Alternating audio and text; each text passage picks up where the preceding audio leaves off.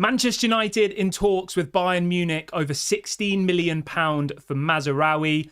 Amrabat negotiations ongoing, with Manchester United thinking they can get a cut price deal for the Fiorentina midfielder. And Fabrizio Romano confirms that Jadon Sancho is in talks with PSG. These are some of the stories we will be discussing on this evening's show. But before we get into that, please do me one small favour. Smash a like on today's video. Let's try and see 1,000 likes on this episode. And if this is your first time watching, please do subscribe to the channel. I'm live every single day at 8:30, 1:30 and 6 PM UK time. Please get involved. Everyone is welcome. Right, let's jump straight on into it. Let's start off the show by talking about Casemiro. I want to ask you this. Do you think Manchester United should keep Casemiro at the club next summer? Let me know your thoughts in the comment section. I'll give you mine in a couple of minutes' time. The news is coming out from Darmish Seth, who reports for Sky Sports, and he is reporting this evening that apparently Casemiro is now likely to stay at Manchester United this summer. How does everyone feel about that? My stance on this has been the same for about a month. The only market for Casemiro is Saudi. We know that, right? No Premier League club's going to buy him. No La Liga club's going to buy him. I don't even think an MLS club will buy him. And the problem with Casemiro is his wages. He's on 350k a week. He's 32. And some may even argue that his legs have gone. We spoke for 6, 7, 8 months about the prospect of him going to Saudi, but apparently the interest has cooled. There's nobody in the Saudi league who is actively trying to sign Casemiro at this moment in time. So we're stuck with him, I think. And all we can do is get behind the player and hope and pray that next season we see the old Casemiro, because we desperately need him. That first season, he was one of our best players, wasn't he? Obviously, he got a few red cards and there was a couple of injuries, but generally, Casemiro's first season at Manchester United was really, really solid. Last season was absolutely terrible, awful. But yeah, we find ourselves in a pretty precarious situation now where the trouble we find is that no one wants to buy him. And although people are going to scream at me, sell Casemiro, you can only sell players when there's a buyer. And at the moment, there isn't a buyer. So I have this funny feeling that we're more likely to see McTominay go at the moment, because there is a resale market for McTominay. We know that West Ham want him. We know that Fulham had a bid rejected. We know that apparently some of the Turkish clubs want to sign him. So there is genuinely a market there for Scott McTominay. Whereas Casemiro, there isn't. Big wages, old, 40, 50 million pound transfer fee. Whereas McTominay is like 20, 30 million, small wages, 26, 27, international player. Remember, Casemiro's been dropped by the Brazil squad as well. He was the captain 6 months ago, and now he's not even in their squad. He didn't even go to the Copa America. That's mad, isn't it? To go from being the captain of your nation, 6 months later, you're not even picked to sit on the bench. He wasn't even invited. So, yeah, it's one of the worst fall-offs in football that I can remember, you know? Going from world class to people comparing him to a soccer aid player overnight. And you've got to feel for the guy, but at the same time, he is on 350k a week. He's earning nearly £20 million a year. So I don't really feel for him. I just think from a footballing sense, it is sad when someone goes for that level of quality, widely regarded as the best CDM in the world football over the last 10 years, winning, 3 Champions League in a row at Real Madrid, to now literally being compared to someone who should be at Soccer Aid. Like, it's sad to see, but I guess that's the way football is, isn't it? And it's the way that happens when you age. But at the moment, it looks like Casemiro will stay at Manchester United. There is always the chance that a Saudi club comes in later in the market. Obviously, the Saudi teams are doing big business at the moment. Moussa Diaby's just moved from Aston Villa to Al Ittihad for £60 million.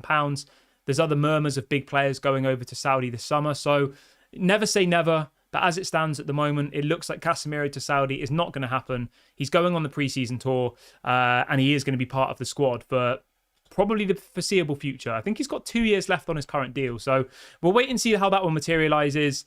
Let me know in the comment section what you think Manchester United should do with Casemiro. Moving over to possible midfield replacements. Apparently, Manchester United are trying to hijack a deal for French midfielder Youssouf Fofana. He's valued at 35 million euros. Very, very good player. He's someone that a lot of people in the fan base have been screaming at me for the last couple of weeks. Like, why are we not looking at this player? Why are we not going for him? 25 years of age. He fits the age profile of what Ineos are looking for. Obviously, plays his football for Monaco at the moment. He's got 1 year left of his contract. Apparently, he's refusing to sign a new deal at Monaco. He's a versatile player, can obviously play as a CDM and as a central midfielder, has played 21 times for the French national team. I think he's a quality player. I do. And I would quite like to see Youssouf Fofana come to Manchester United. And I think there's much better value in getting Youssouf Fofana for... I think we can get him for less than 35 million, but Monaco are apparently asking for 35 million, right? What would you rather do? Youssouf Fofana for 35 million euros or Manuel Ugarte for 70 million euros? Let's do a poll and see what people are saying in the chat this evening. Whilst I'm setting up the poll, if everyone could do me a small favour and smash a like, that'd be really, really appreciated. And if this is your first time watching, please do subscribe to the channel. We just hit 32k subscribers. We're on the road to 33k. And we've set a goal of 50k by the end of August. So please go and subscribe if this is your first time watching. Everyone is welcome. So I'm going to do a poll for you guys now. And the question's going to be this. What would you rather, or who would you rather even? Who would you rather? I'm going to put the prices in there. So you've got Fofana for 35 million. That's euros. Or you've got Ugarte for 70 million euros. Those are the asking prices. So the likelihood is that Manchester United will be able to negotiate these deals down. But I'm just putting the asking prices in for argument's sake, because I think that's the best way to report it. And the reason why Fofana is priced so cheap is because he's got 1 year left of his contract and he's refused to sign a new deal. They effectively either sell him now, Monaco, or they lose him for free. Remember, if a player is in the last year of their contract, the clubs can negotiate with them in January. So if Man United didn't sign him now, they could wait till January and sign him as a free agent. So that's why the price is so low, because they know that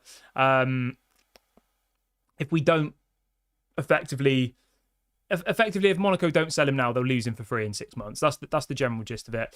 There are some murmurs that there is room for negotiation though, and apparently Monaco may accept as little as 18 million euros, which is crazy for a player that they value at 35. But as I said, when players are in the last bit of their contract, they'll see it as either we sell them now or we lose them for nothing. So we'll keep you updated on that one. You can let me know in the comment section below. Fabrizio Romano has been talking about Martin Zubimendi, who is a player I know a lot of you really, really like. And he has said that apparently Manchester United are looking at Martin Zubimendi. Real Sociedad will only sell him for 60 million euros. I do really, really like Martin Zubimendi. He reminds me of like a Busquets. Obviously not on the level of a Busquets, but he's that same kind of profile of player. 25 years of age. Again, he fits the age profile that Ineos are focusing on. I think he would be a welcomed addition to the squad. And for 60 million euros, I think it's maybe a little bit too steep. But in the grand scheme of things, in today's modern day, 60 million euros isn't that much money. It's about 50 million pounds, which when you compare to some of the deals we've done in the past, it's not awful money. You know, when you thought we spent 100 million euros on Antony, like it's not terrible money, but it is still quite a lot. Do I think Man United will get Martin Zubimendi? I don't think we will. I think we're probably going to still go for Manuel Ugarte. We'll talk about him in a minute, but we are still heavily linked to him. And it'll be interesting to see how this deal materialises, because I know a lot of people in the fan base are kind of waiting for this here we go for Manuel Ugarte, but it looks like that deal is going to be difficult to do because PSG want so much money for him. They're still wanting 70 million euros, which is what, 62 million pounds? It's a hell of a lot of money for a player that sat on their bench for most of last season. So it'll be interesting to see how Manuel Ugarte progresses over the next kind of 2 to 3 weeks. But yeah, you can let me know in the comment section, like, if you could pick your dream central defensive midfielder, who are you going for? Let me know. Like, what would be your dream price for Manuel Ugarte? What's your realistic price for Martin Zubimendi? Get in the comment section. Let me know who Manchester United should sign as the new CDM this summer. Right, moving on from that, though, I want to talk a little bit about Amrabat. This is again coming out from Sky Sports in the last 20 minutes, saying that apparently Manchester United and Fiorentina are now back in negotiations over a deal for Sofyan Amrabat. Apparently they're trying to agree on a fee. Obviously, we brought you the news last night that apparently Manchester United rejected a 20 million euros deal that Fiorentina had as part of a release clause. So for anybody who doesn't know what happened here, we obviously signed Amrabat on loan.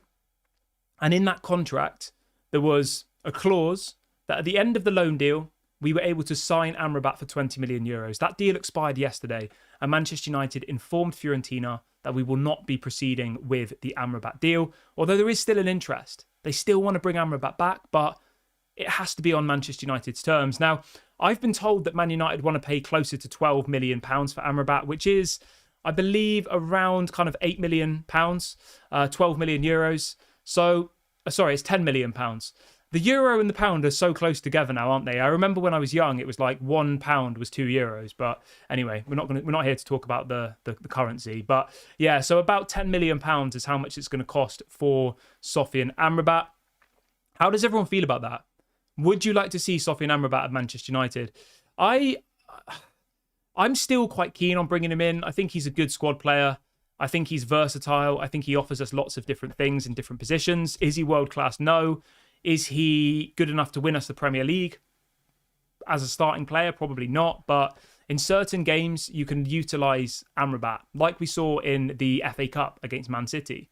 Like that worked completely perfectly, didn't it? And I would welcome him back. You know, I think he's a good player to have around the squad. I think when there's a strong chance that people like McTominay, Eriksen, and Hannibal Mejbri are going to leave, then bringing in Amrabat as you know, a number in that midfield is decent, I think. He's not a bad player. As I said, he's not world class, but as a squad player, I think he's decent. But obviously, you can let me know. Should Manchester United do this deal for Sofian Amrabat? €12 million is the reported fee. He has only got 1 year left of his contract, and that's why Fiorentina want to sell him. He's handed in a transfer request. He's not currently training for Fiorentina because he's desperate to push through a move to Manchester United. And apparently Erik ten Hag wants him to come back to Manchester. He rates the player, and he would really, really like to see him back in Manchester next season. So yeah, it'd be interesting to see what people think about Sofian Amrabat. Stephen says, I love Sofian Amrabat. We'd love to see him back. Depressed Neat says, I'm iffy on Amrabat. Fred says, hi Amrabat bro. Hello, calling me Amrabat. Fair enough. What else have we got? Aaron says, I think he's a good bench player. Yeah, I would agree with you, mate. I think Amrabat as a bench player is solid, you know? Very, very solid. But is he good enough to start every single game in the Premier League? I don't think so. I think he's a little bit slow. But other than that, in a squad where we're hoping to compete for the Europa, we're hoping to compete for at least the FA Cup or the League Cup, and we're hoping to finish at least in the top 4 in the Premier League, I think Amrabat would be a welcomed addition, you know? I really, really do. Does he fit within Ineos's profile? Not really. He's 28 next month. But they've got to have a couple of more senior players in that squad, you know? Like Bruno's 30. He doesn't fit within their age profile. What does that mean they're going to sell him? Luke Shaw's over 25. Are they going to sell him? Marcus Rashford's over 25. And I think more what Ineos are doing is bringing in younger players. It doesn't necessarily mean that they're going to get rid of all the older players. It just means that they're actively trying to buy, you know, the next best talents, the Lenny Yoros, the Joao Neveses, the Xerxes, the Manuel Ugartes. Like, you know, these players all around the kind of age of 20 to 25. That's the profile. But yeah, we'll wait and see what Man United decide to do with Sofian Amrabat. I personally would bring him in. I think he's decent. Red Devil Fanatic says, Amrabat is average. He had a whole season and only had 2 good games. The thing is, right, I think Amrabat only played about 10 games all season, didn't he? If anything, the blame should be on Amrabat. Sorry, not on Amrabat. It should be on Ten Hag. Ten Hag barely played Amrabat. So I think it's a little bit harsh to say, like, Amrabat isn't very good when most of the games he played, he was either playing out of position or he was coming on as a sub in like the last kind of 10 or 20 minutes. The only games where I really remember him featuring was against Newcastle, where we won, against Brighton on the last day of the season, where we won, against Arsenal at home, where we nearly got a result, and against Man City in the FA Cup final, you know? So I think it's a little bit cruel to say he was a bad player and all the rest of it. I think if anything, Erik ten Hag should have given him more opportunities. And if we're going to put blame on anybody, it should have been on Erik ten Hag. Like, why did he bring him in? And then he only gave him 900 minutes in the Premier League. That's the equivalent of 10 games across a 38-game season. So he just about played a quarter of our games. Like, that's not very many minutes, is it? Across all competitions, he only played 1,500 minutes, which is about the equivalent of 15 games. across all competitions. And we got to the FA Cup final, played 38 games in the Premier League. We played 6 games in the Champions League. We must have played about 60 games last season, right? And Amrabat only played 15 games worth of minutes. So I think it's a little bit cruel to say he's only had 2 games that he played well, you know? Because he didn't really get many opportunities. But obviously that's fine. If that's your opinion, that's up to you. We don't have to bring him back. People in the chat are saying we should just wait until January. Josh says Amrabat played 21 games in the Premier League. He featured in 21 games in the Premier League. There's a big difference between coming on for 5 minutes at the end of a match and starting a match. If you look at the minutes he played 932 minutes. Obviously, there's 90 minutes in a football match, plus extra time. There was probably 10 minutes of extra time in every game last season, realistically. So, yeah, like, he probably played 9 or 10 games worth of minutes, which isn't much, I don't think, for a new signing that Erik ten Hag supposedly wanted. Let's see what else we need. People are saying, if he didn't get any game time last season, why would we bring him back now? Well, my only reason for bringing him back is that it would allow us to move on people like Eriksen. It would allow us to move on people like McTominay. And it would allow us to move on people like Hannibal Mejbri. Like, I don't dream at night of Amrabat being our starting midfielder, you know?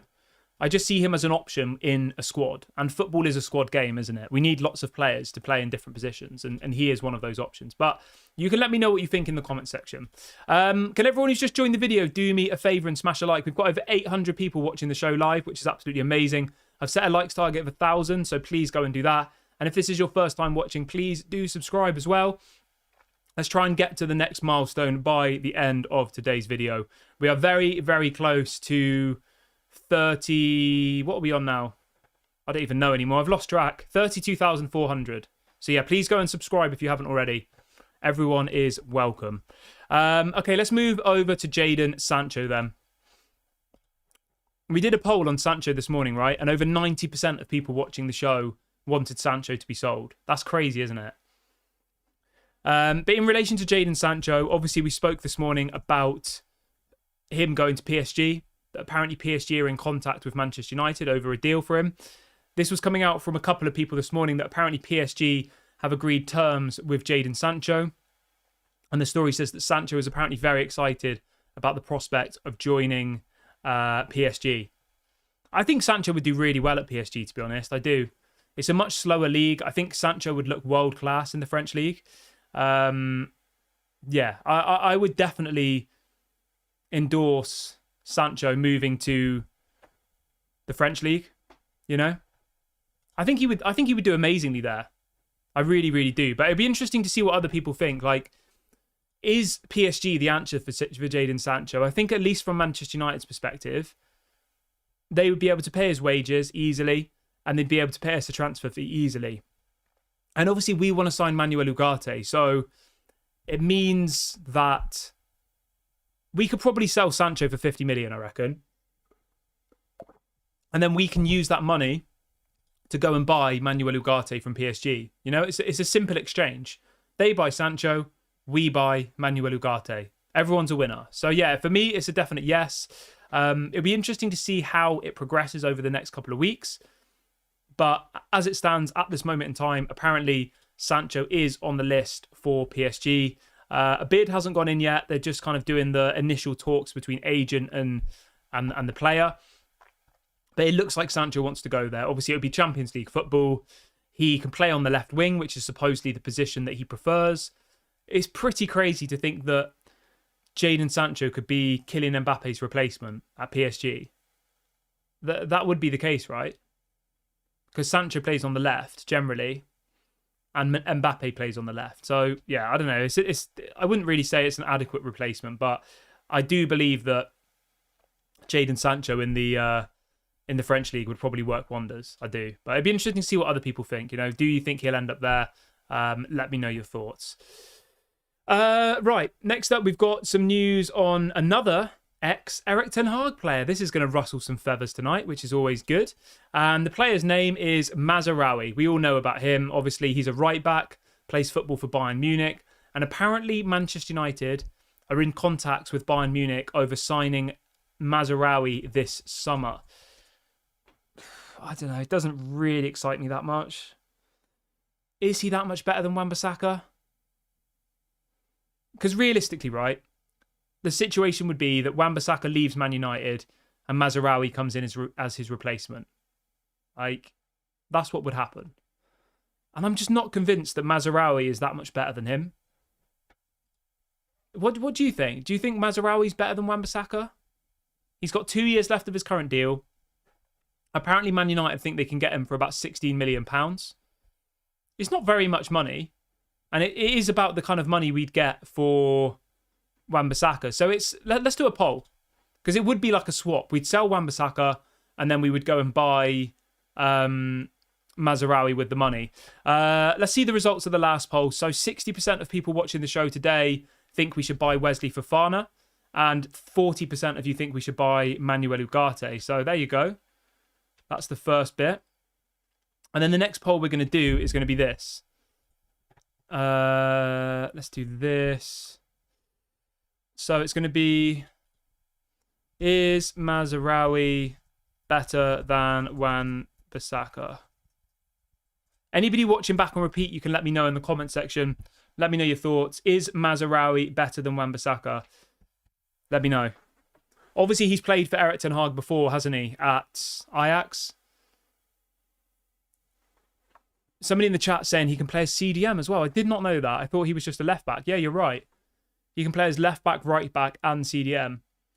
I mean, if you look at it just on a fundamental level, right? If Wan-Bissaka wants to leave, then we should let him go. He's got 1 year left of his contract. If we don't sell Wan-Bissaka now, he's going to leave in a year anyway for free. So cashing in on him, sell him to West Ham, get some money in the bank. Maybe Mazraoui is a good option, you know? And I know people are like, oh, I'm sick of ex-Erik ten Hag players. We're going to be, you know, all Ajax players before we know it. But if Erik ten Hag thinks he's the right man for the job and the rest of the scouts do as well, then we have to trust them, you know? Because it isn't just Erik ten Hag calling the shots anymore. There is an elite team of people around Erik ten Hag now and Ineos to make these decisions. So yeah, we'll wait and see what happens. Somebody saying that Mazraoui was born in the Netherlands. Yeah, he's Moroccan, isn't he? But I know he definitely played for Erik ten Hag before. Alex says, what's happening with Ferdy Kadioglu? The Kadioglu story's gone very, very quiet. And when that happens, it just makes me think that the deal is probably agent-driven. So it was probably Kadioglu's agent who was trying to get a move together for the player. And now, you know, this is going to happen so much through this window, isn't it? Where Manchester United are linked to every single player you can imagine. And then nothing seems to happen. Like, that happens so much at the moment. And obviously with the situation here with Ferdy Kadioglu, it's exactly that situation. We're told that, you know, United are negotiating. United want him, this, that, and the other. But in reality, we might not have never wanted him, you know? That's how it's always going to be in the Man United transfer windows. But so the story on Mazraoui is coming up from Florian Plettenberg, who's obviously, Plettenberg, who's a journalist that I do like. And he is reporting today that apparently Manchester United are exploring a deal to sign Mazraoui. It says first contract talks have taken place. Mazraoui is at the top of the list for Manchester United and he's keen to play in the Premier League. It says the 26-year-old right-back can leave Bayern Munich. Originally, they demanded 30 million euros. However, the market does not support this amount. It says Bayern are pushing for 20 to 25. The most realistic is 15 to 20 million euros all in. I mean, it's not bad, is it? 15 to 20 million euros. I think 20 million was 16 million pounds. So, yeah. I guess you probably would have to do that, wouldn't you? You know? Like, if Wan-Bissaka wants to go, let him go. He offers nothing going forward. And, you know, we do need to strengthen that area. But interestingly enough, as it stands, 50% of people watching this show think Mazraoui is better than Wan-Bissaka. So it's equal. It's very, very equal in the fan base between whether Mazraoui is better. I'll be honest, I've only seen Mazraoui play like maybe 10 times before. Obviously, when Bayern have played Manchester United, I've seen him for Morocco. And I think he looks decent, but I'll need to watch some more of him to kind of really, really give an opinion. I don't know. I'll just say this as my final thing. If Wan-Bissaka wants to go, let him go. That's all that can really be done in it. If there's somebody there who wants to buy him and he wants to leave, then letting him move is probably the best option. So for 15 million euros, I'd take that deal any day of the week. So we spoke about Sancho as well. There's a couple of other options in the right back position as well that Sky Sports have linked us to today. Those two are Vanderson and Jeremy Frimpong. I really like Jeremy Frimpong. I'm just not convinced that he is a right back. I'm convinced that he's more of a right winger. Whereas Vanderson, obviously he is a right back, plays football for Monaco. He's an interesting option. But again, I think this is probably just agent talk linking us to him. It looks more likely that Mazraoui is the number one target. That's what's been reported today. If Wan-Bissaka goes, Man United will bring in Wan-Bissaka as his replacement. If Wan-Bissaka goes, they'll bring in Mazraoui as his replacement. So I'm fine with that. I've got no issue. Let's see what people are saying in the chat this evening, though. Fred says, what are your views on Collier getting called up to the first team? I think it's the right decision, mate. I think he looks very, very good. I think he's got the legs. He doesn't look like a 19-year-old who's just playing his first game for Manchester United. Like, he looked composed. He was quick. He was strong in the tackle. So, yeah, I was happy with what I saw of Collier, and I'm excited to see him on the preseason tour, which obviously starts... Is it this week, the preseason tour? I think it is, isn't it? I think it might be on Friday, the first game. So, yeah, that'll be exciting to see how he gets on. But is Toby Collier good enough to play every game for Man United straight away? Maybe. Mainu was, and nobody thought he would be. So, yeah, I don't want to put too much pressure on the kid. So, the first preseason game is on Saturday against Arsenal in America at 1 a.m. So, yeah, hopefully we'll see Toby Collier again there. Stefan says that PSG have not inquired about Fernandes yet. Yeah, I saw that from Fabrizio, yeah. That apparently Bruno is someone they like, but they haven't actually started like any negotiations. So, yeah, I mean, that's probably to be expected, isn't it? You know? What else have we got here? Stefan says the team fly to America on Wednesday.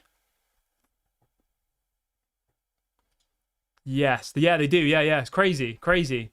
I'm looking forward to watching these preseason games. They're at horrible times. It's like 1 a.m, isn't it? But yeah, I'll definitely be watching it. But I'm going to wrap the video up here, guys. It was just a short one tonight. There's lots of news at the moment, but it's kind of all just the same stuff. So I'm not going to keep you for too long. Please make sure to smash a like on the video before you leave. Please make sure to subscribe to the channel if you are new. This has been Daily Red Devil. I'll be back at 8:30 UK time tomorrow morning. Have a lovely evening, everybody. I'll speak to you all tomorrow. Bye for now.